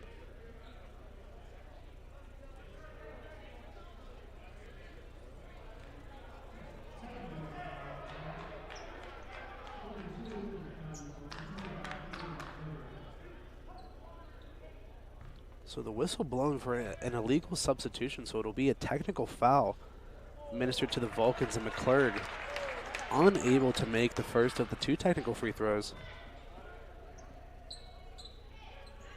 Makes the second and still has 1 more free throw to go for the foul on the 3-point shot that he made. And finally, Austin back in and Hurster to the bench. So McClurg 3 points now in this exchange. Has a chance to pick up a 4th. He does exactly that. A big swing for the Vulcans, able to cut the lead back down to 14. 61-47 the score, 10:30 left to go here in the second half. The Vulcans on the defensive side need to get some stops here shortly. Nice pass. Able to find Goings. Goings now driving in the lane and loses control of the ball, but the Vulcans look like they cut a piece of that and sent that one out of play. Goings trying to draw some contact inside. The Rock to inbound, 13 seconds on the shot clock. Able to get that one in to Kazaku. Back out to Samora 9. Samora now looking tough. Mid-range jumper, no good. Fell to the ground. Hall, grabs the board. McClurg able to just catch the pass, gets it to go, and the foul. KJ McClurg now with a chance at a 3-point play. And this is the man that you want to get hot. I mean, McClurg is the game breaker, but a player down for the Rock on the other side. It was Samora. Got tripped up after that jump shot that he took down here on the other side of the court and hasn't gone back up.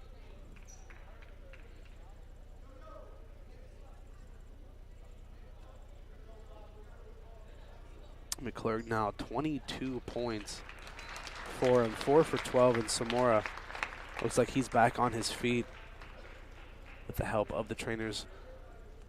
Going to get walked off the court. Hopefully everything is okay with him. I mean, never want to see injury, especially Shaq Samora, 6'6", redshirted freshman out of Fayetteville, North Carolina, went to the Petty School.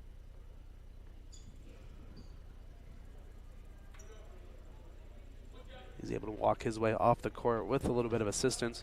McClurg now has a chance to convert the 3-point play. And he does so.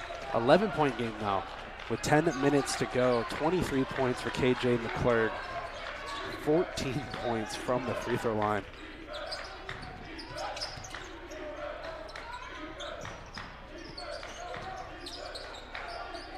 The Vulcan team just getting more into it. Goings, mid-range jumper, no good. McClurg jumps over everyone to pull in a rebound.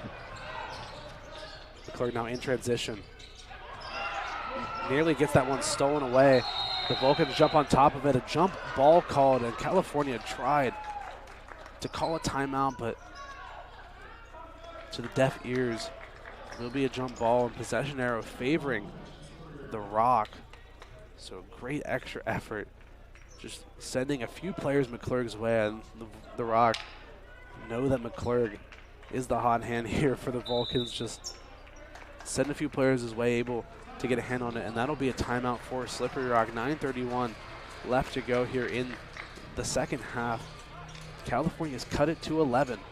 61-50 is the score. For the Vulcans, slowly coming back, but not doing so with the greatest of efficiency, still only shooting 37.5% from the field. But while we have a second, we can take a look at the PSAC West standings. California sits atop, followed closely by IUP and Gannon, and the Vulcans need to get a big win here. They need to come back if they still want to remain near the top of the PSAC West. Don't want to lose that first place spot. Following just behind them, Seton Hill, Mercyhurst, Clarion, Slippery Rock, UPJ, and Edinburgh at the bottom. So just a close race there in the middle of the pack, but the Vulcans doing their best to try to come back in this game, but need to start getting some good shot selections going. They just have not been able to do so, and still as a team only shooting 25.6% from the field in total, and only 2 for 14 from 3. Vulcans still have a lot of work to do, but still pushing themselves closer. And I mean, now 11-point deficit, looking a bit more realistic. And again, something that I mentioned a bit earlier was the foul trouble. Already seeing 2 players on the side of the Rock put themselves into deep foul trouble. And that being Luke Howes, and that also being Sean Lindsay as well. The Rock after the timeout. Clifford getting it inside to Austin. Austin, turnaround jumper, good for him. I mean, he's in fuego, on fire. He's hit every single shot so far, it seems. Lucas back into the game for California. McClurg receives after the handoff. McClurg runway straight to the basket, and a late whistle by the referee. As McClurg able to get inside, it's going to be another foul against the Rock. That one's going to go against number 12, Nick Kazaku. KJ to the line to shoot 2. And again, something you've noticed all game long is just these late foul calls. It's not even that these whistles are going off too early. It's not going off at the right time. Just going off a little late, and you can tell that it's not just Coach Zankum that's upset. You can even tell the entire slip bench is just upset about it as well. Yeah, nobody happy about it. McClurg misses the second. 12-point game, 63-51 the score. 8:50 left to go in the second half of play. California just trying to propel themselves back into the game. Clifford passed it off to Herster. Herster on the drive inside. Hop step. Good off the glass. Another basket by Ike Herster. Collins quickly ahead to Lucas. Cross-court pass to find Hall. Deep 3 from Jermaine.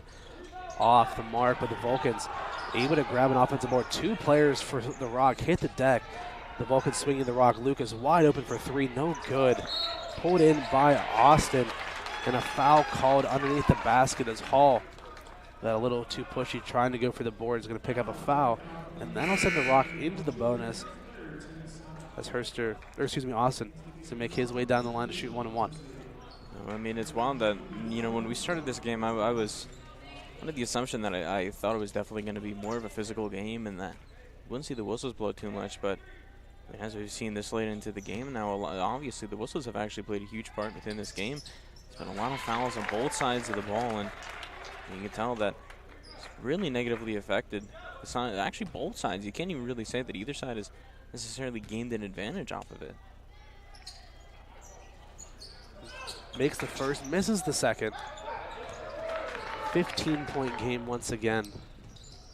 Seems like it's floated around this mark for the entirety of the game. The Vulcans need to find a way to just break down this defense, need to get some good shots. Collins, step back 3, too strong. And Slaughter fighting for the offensive board, and he's going to get it. He's going to throw that one in off of going. It's out of bounds. Good hustle by DJ Slaughter, and that'll take us to an immediate timeout with 7:52 left to go here in the second half. We're going to take a quick commercial break. We're just going to take a quick break. We'll be right back here on CTV Sports 1 and the PSAC Network.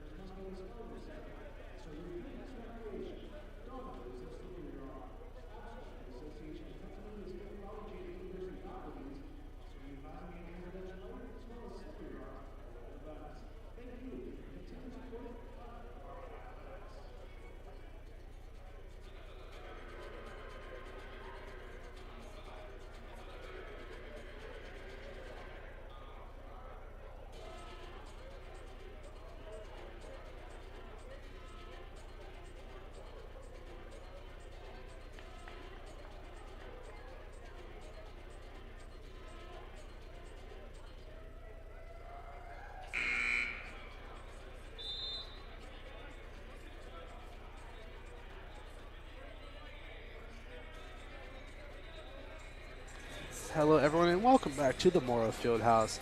7:52 left to play here in the second half. Slippery Rock 66, California 51. I want to give the Rock their flowers. I mean, they have been playing lights out so far in this game. It's been just a great all-around team performance on both sides of the ball. And the Vulcans have been forcing the Vulcans to not play well at all. Lucas able to receive the inbound pass from Slaughter. Pass off to McClurg. Slaughter now driving on the inside. Nice move. Left hand, no good. Slaughter hit the deck as well. Nothing called. And the Rock continuing to move things along, slowing down the tempo just a bit. I mean, they have a 15-point lead. Why not? Herster off the screen, pump fake, driving inside, mid-range jumper from the elbow, no good. And a foul on the floor is going to go against Lindsay. An offensive foul underneath the basket, and not what I expect to see. Coach Grady not happy because that's going to be Lindsay's fifth. He just came back out onto the floor, picks up his fifth foul. Yeah, and I mean, we've seen it now that I think necessarily both coaches just have not really had a good night here. I think you can tell that both of them have been very vocal at some of these foul calls here tonight. And again, yeah, you got to give credit to the Rock as much as you could try and pin it on something as the fouls. You really can't, because this Rock team has absolutely played amazingly up to the competition of the Vulcans. I mean, coming into this game, number 13 in the nation, but absolutely not playing like it. The Rock have played stellar here today. Lucas at the line because the Vulcans were in the bonus, misses the free throw. And the fight for the rebound ends up into the hands of Maceo Austin. A lob inside, Austin able to come down with it, but Austin just lost control of it, had just nowhere. And the Rock bench thought there was some contact, was waiting for the whistle to be called, but it's going to end up going out of bounds. But the Vulcans, last ones to touch it. Austin the inbound, 11 seconds on the shot clock. Herster up against McClurg, pump fake, now driving on the inside. Herster able to get around McClurg. And a great basket for him and the Vulcans. Just trying to quickly get things going the other way. And that should have been a foul too, because it saw there was just a little bit of contact on that shot as well, and obviously the bench not happy about this as well. Collins has had a bit of a rough game himself. Collins lane to the basket. His shot no good. And a nice rebound by Kazaku, able to get around everyone. Austin able to get that pass in transition, and Austin pulling down McClurg to the floor after KJ. Able to come down with the rebound. A 17-point game right now. As Austin going to pick up his third. And McClurg, 15 for 18 from the line. Has a chance to add on a few more as the Vulcans now in the double bonus, as that's the 10th foul of the half here for the Rock.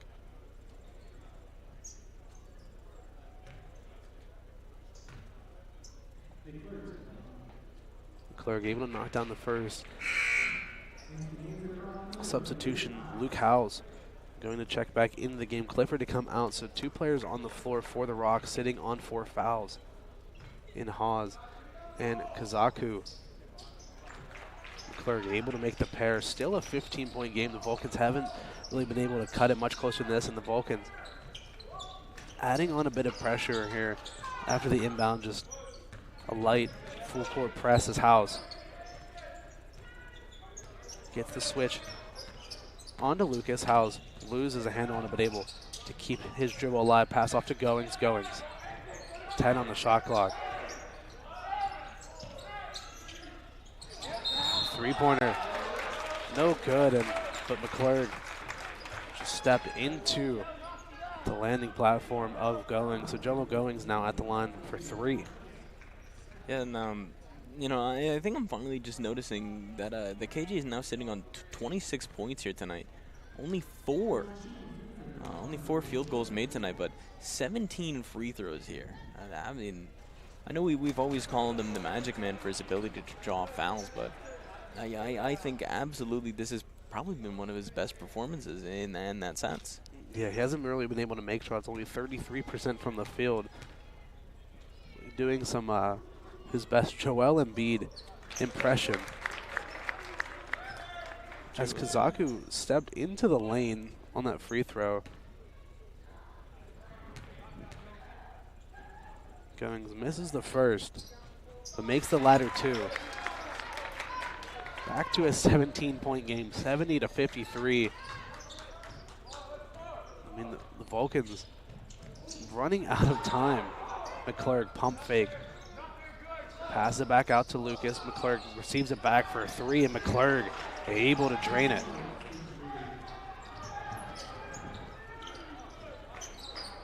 And if you're the Vulcans, that's who you want with the ball in his hand down the stretch, and that's who you want making the shots. 5:35 to go, 14-point game. Vulcans need to get some stops as Collins able to tip the pass from Herster out of bounds. Palick in for Arnett. Yeah, I mean, that was just a bit too telegraphed there on the side of the Rock. You could tell that Ike Herster just wanted to put it down in the post, and Zion Collins reads that smartly, just knocks it out of bounds, gets him a little bit more time. Three-pointer from Kazaku, way off the mark. But 4 on the shot clock, but a dime of a pass from Goings to Herster, just left wide open underneath the basket. And I felt like we've seen that so many times here tonight. The Vulcans just not playing any post defense here tonight. They've been trying to prioritize the outside arc, but obviously just has not been working for them. And I mean, intelligent by the Rock just to be able to take advantage of that.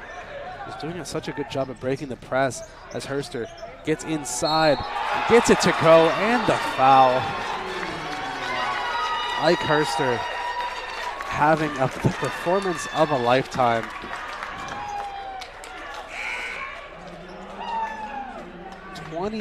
31 points now for him in this game. Has a chance for 32 after the free throw.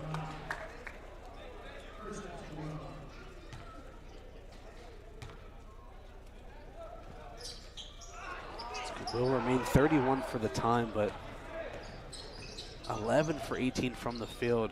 Is Herster. Palick for three. Too strong. Slaughter with the offensive board, passes out to McClurg, who pulls up for three.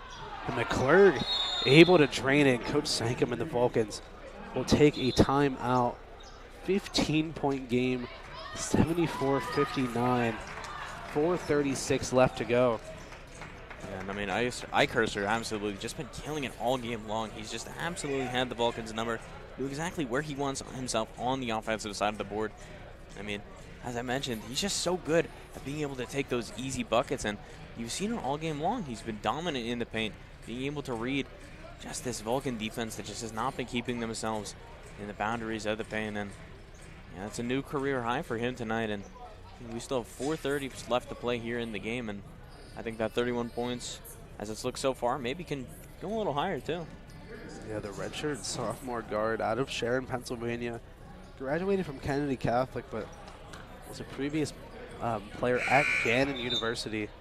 Has found a home for himself here in Slippery Rock and has put on quite the performance, setting a new career high. And if they're able to maintain this lead for the next 4.5 minutes, has a chance to cap off a phenomenal game for himself and for the Rock here, stealing away a big win against the Vulcans.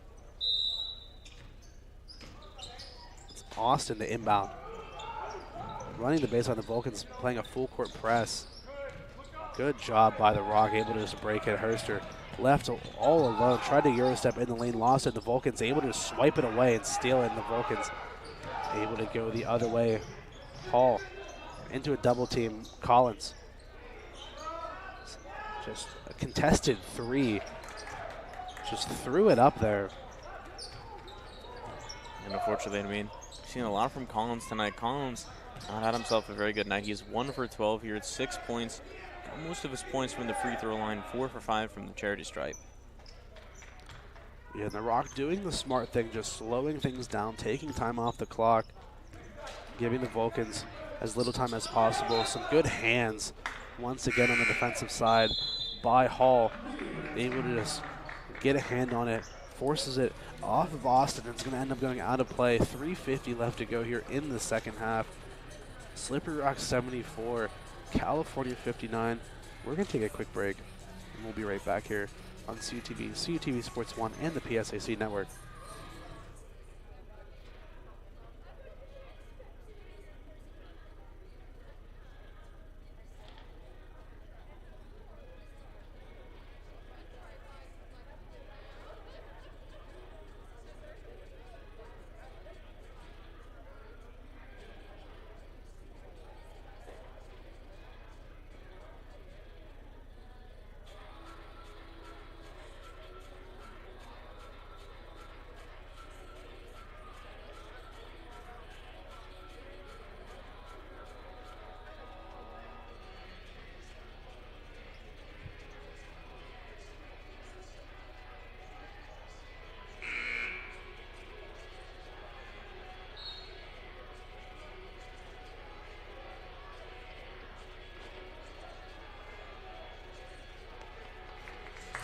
Hello, everyone, and welcome back to the Morrow Fieldhouse. 3:50 to play here in the second half.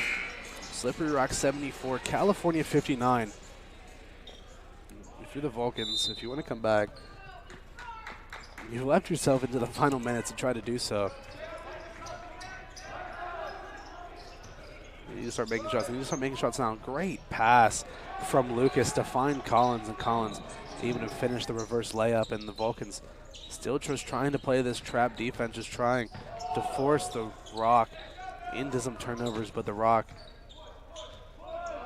calm and collected, able to get it past the timeline, and it's Howells crossing up, driving himself in the lane, passing it off as Goings gonna hit the deck inside. Hall pick up another fourth foul of the game for him. And I mean, the core of this Vulcans team also heavy on their fouls without KJ at 3, Zion at 2, Bryson Lucas at 3, DJ Slaughter at 3, and as you saw there now, Jermaine Hall also now at 4 personal fouls here on the night. Goings. Perfect now.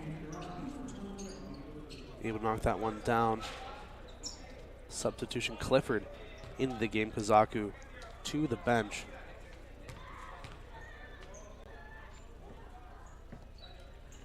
Goings able to make them both. Still a 15-point game here. Just over 3 minutes to go. Hall for 3. Too strong. McClurg gets the offensive board. And KJ now for 3. That one too strong. Herster able to come down with the board and able to break the press. 3-on-1 the other way. Howells takes it himself, too short, but right there on the scene is Austin. And Austin now with 9 points, able to get that one to go. Hall thought about taking the 3, decided to drive in, and Hall will pick himself up another turnover. I'm going to say he stepped out of bounds.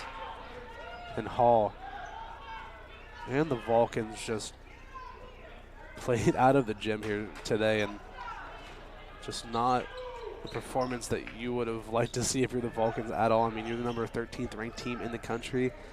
This is a tough loss to take, and one that will see them drop down the rankings, as the Rock just taking as much time off the clock as possible, still just playing so calculated. Goings into the lane, trying to jump over top of Collins, and Collins trying to figure out how that isn't a charge as he stood his ground, but Goings make his way back to the line to shoot 2. Yeah, I mean, at this point, I think if you're just the Vulcans, I really just think you throw your hat in the ring and you just chalk this off as an unfortunate going of things. And, I mean, you just prepare for the next matchup that they have against Clarion, because it just has not been their night tonight. 14 for 56 from the field. That's 25%.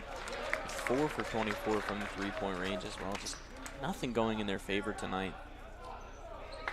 And none of the shots for the Vulcans really have been able to fall. Goings makes both of them. Hall. Pass it off to Slaughter. Slaughter. Nice take into the lane. An easy basket.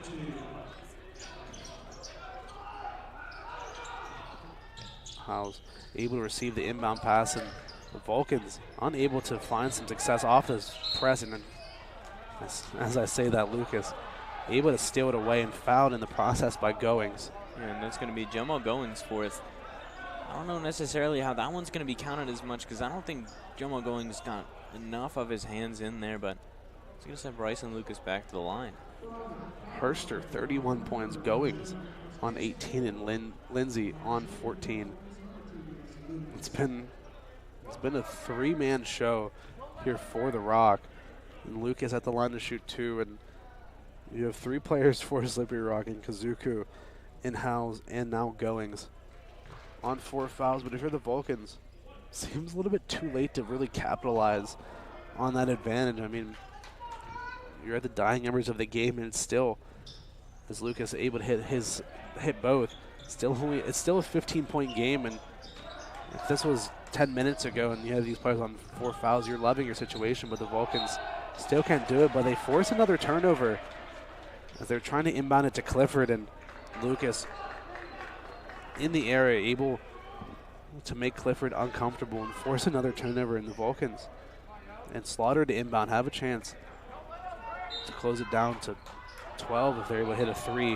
Hall, inbound pass, 3-pointer, too strong. McClurg gets himself the offensive board but loses it straight away. And the Rock 4-on-1 the other way. Hurster all day from 3. 34 points now for him. What a night from 3 as well. 8 for 11 from beyond the arc. 4 rebounds to go along with it as well. I mean, absolutely insane performance from him tonight. I think if you're looking at this from the perspective of the Rock, as a Rock fan, I mean, how could you not be excited? I mean, this is a huge win you're going to be getting here over the Vulcans. I mean, it's going to be great to carry that momentum into the upcoming schedule. McClurg able to make the first. The Vulcans looking to kind of empty the bench here. Just Alexander Goins and Hannah waiting to come in. And looks like Coach Sankum, as McClurg makes the second, waving the hypothetical white flag. Just admitting defeat, as McClurg will exit the game with 34 points.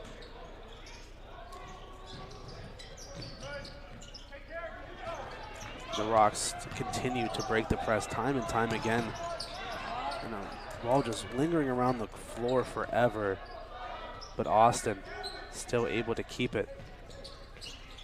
Nice pass around, fakes the pass. Great finish once again by Austin. I mean, what an underrated night he's had here. That's now 11 points on the night, 7 rebounds, 4 assists as well. They go along with that, he has a steal and a block as well. I mean, not necessarily a quiet night by any means, but I mean, when you have a guy like Ike Hurster scoring 34 points, kind of puts him a little under the radar. Yeah, 4 players, double-digit points, as Howes just dribbling out the clock. Under a minute left, and pass off Clifford underneath, gets that one blocked away by Lucas. Slaughter up ahead to Lucas. Bryson now for 3. That one too short. And Clifford able to pull down the board, and Hurster wants to continue scoring. I mean, if I was him, I would too. 34 points for him, and is still trying everything he can to get the ball into the basket. But Austin just closing down, nice drive into the lane, and a hard foul.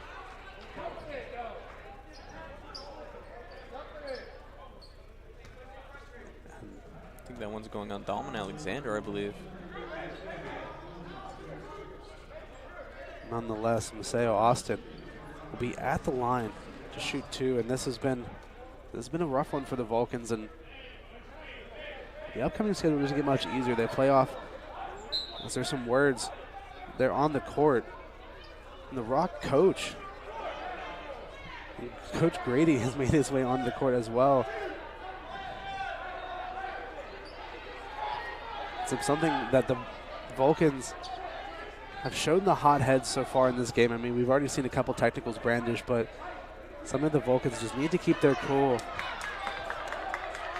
And a win or a loss just need to be able to leave this game. But just some words exchanged at the end of this one, but I guess it just seems so unnecessary too. I mean, like, I feel like there's no point. I mean, you know who's winning, you know who's losing. I don't see the point in trying to argue at this point. Yeah, the game's already over as Austin able to make the first and able to make the second as well. I don't know if you noticed that, but fans in the crowd yelling him to say, Austin, that you suck. And immediately after scoring the free throw, points over to the fans in the front row. It's Slaughter fouled on the court, and again, it's Lucas getting into some verbal exchanges with a couple of players. Whistles blown. Someone teed up in the process of it. And this is a game where it's already over, and it's just not necessary. Yeah, I think if you're both coaches, it's just upsetting. And Hannah now getting himself in the mix. And again, it's just the game's already over. The game has been won by Slippery Rock. There's no need. Why are we still calling technicals and fouls? Just there's 20 seconds left. Finish the game, go home, gear up for the next time. And if you're the Vulcans, and I've always been of the mind of, especially when coaches and players get upset about other people, about players on the other team, maybe running up the score or doing things like that. I've always been of the mind of, if you're the team losing and you're getting upset about it, you need to play better. That's on you. If you're the Vulcans and you're getting upset about how the Rock are acting and the things that the Rock are saying, that they have all the room to talk. I mean, no, you're at the point where they're winning. They're the ones that you came to their gym, and they whooped you. I mean, it's as simple as that. And absolutely. So I think if you're the Vulcans, you kind of just got to hold your head up and just try to make sure the words don't affect you. And it's hard as a competitor because you know what the Vulcans are capable of. You know how well that they're able to play. But at the end of the day, the Rock simply played better. They outplayed the Vulcans, and some of the Vulcans players still getting chippy. I know it was Hannah. I saw Palick in there as well. And obviously Lucas. They're the ones just dealing out the words, just trying to fight back. But at the end of the day, if you're the Vulcans, you just need to accept the loss and move on. And if you're the Rock as well, obviously you're allowed to, I think you have every right to be able to do this and to be able to talk your talk, but stand on business. But it seems like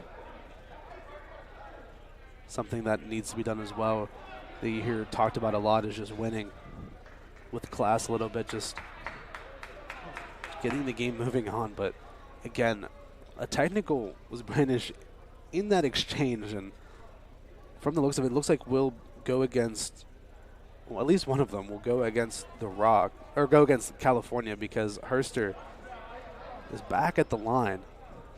Or is at least waiting to shoot free throws at this end. Yeah, I mean, I'm still kind of lost here.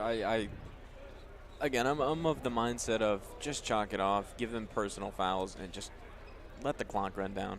I mean, as you mentioned, absolutely just amazing game here by the Rock. I mean, if you are the Vulcans, you have no room to be upset. I mean, I obviously think you could have had better defensive play. I think they had a lot of lapses in there. And, I mean, they just could not let shots fall on the offensive side of the ball. And then we're going to get a standing ovation here, as we thought we were going to see some substitutions, but I believe the refs, okay, the refs are going to allow it. Okay. Well, I saw some of the players telling the substitutes to wait, because we've already seen the Rock get brandished a technical foul earlier on for some illegal substitutions, but they cleared the bench and giving everyone a couple seconds on the court. Like Herster here on, on the line to try to add on a couple more points as he's able to knock down the first three for 35 points on the afternoon.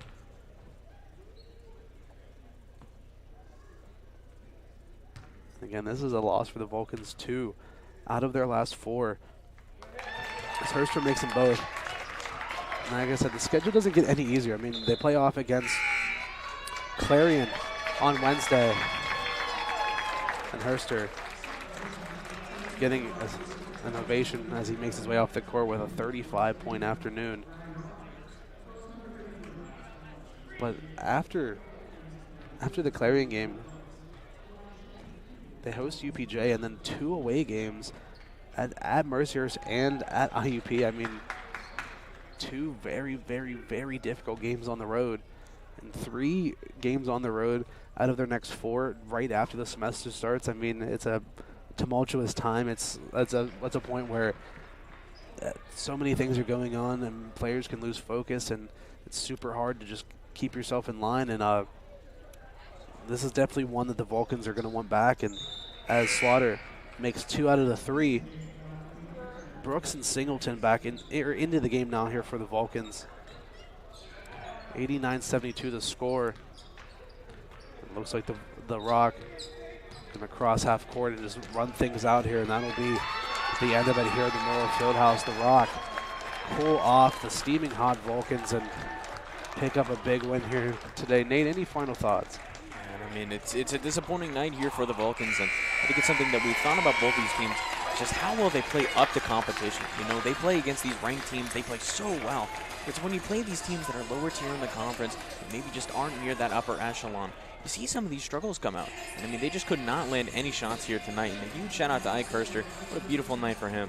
Yeah, 35 points for him. A career night as the Rock knock off California 89-72. That is the final score here at the Morrow Fieldhouse. From everyone here at CUTV, from our director Gary Smith, from my broadcast partner Mr. Nate Kurtz. My name is John Sape. Thank you all very much for watching. We'll see you all next time here on CUTV, CUTV Sports 1, and the PSAC Network. Stay safe and good night, California.